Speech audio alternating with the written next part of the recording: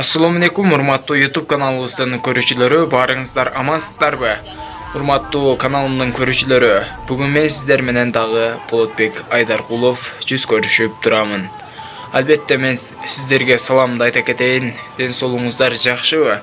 Мени көрүп жаткан болсоңуздар, албетте видеого лайк басып коюңуздар. Өзгөчө эле казак элине, ошондой эле Өзбекстандагы жарандарга саламды жолдой кетемен. Алар дагы биздин туугандарыбыз, тилибиз, динибиз баарыбыз окшош. Ошондуктан биз биримдикте бололу, эч качан бөлүнбөйлү. Мен буга чейин көпчүлүк эле жолу видеолорумда Кытай, сел, апат, кырсык жөнүндө айта кеттим.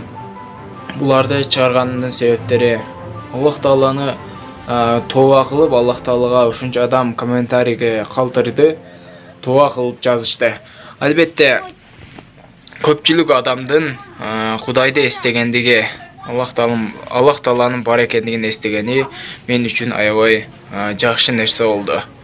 Ошондой эле азыркы болуп жаткан кырдаалдагы, ошондой эле мурда болуп жаткан кырдаалдардагы ошол жердеги селдер, бүт, апаттар, кырсыктар болгон. Албетте Кытай мамлекетинде ушундай белчесинен баткан адамдар, ошол шаарларда агып бараткан, унаалар агып бараткан, каза болгондор ушунча болду. Бирок кантсе дагы буларга апат, кырсык ушунчалык катуу тийди да.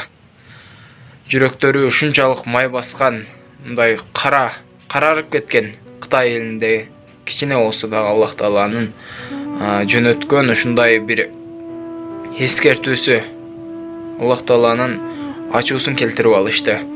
Буга чейин алар өткөнкү видеоролигимде айта кеткендей, көпчүлүк адамдарды кыйнашып, эзип, мусулмандарга ушунчалык кысым көрсөтүп келишкен эле, бирок жазасын Аллах Таала берип койду. Муну көпчүлүк уйгурлар, ошол адамдардын көз жашы Кудайга жетти.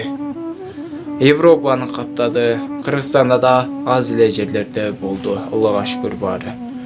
Албетте ушул видеоролик көпчүлүк адамдарга тарап барыбыз үчүн сиздин лайкыңызга аябай биз муктажбыз.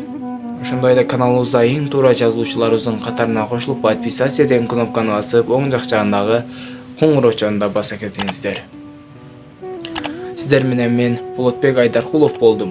Ошондой эле азыр Кытайдагы абалды дагы бир жолу сиздерге көрсөтө кетейин. Аягына чейин көргөн биздин мекендештер болсо, албетте сиздерге ыраазычылыгымды билдирип кетемин.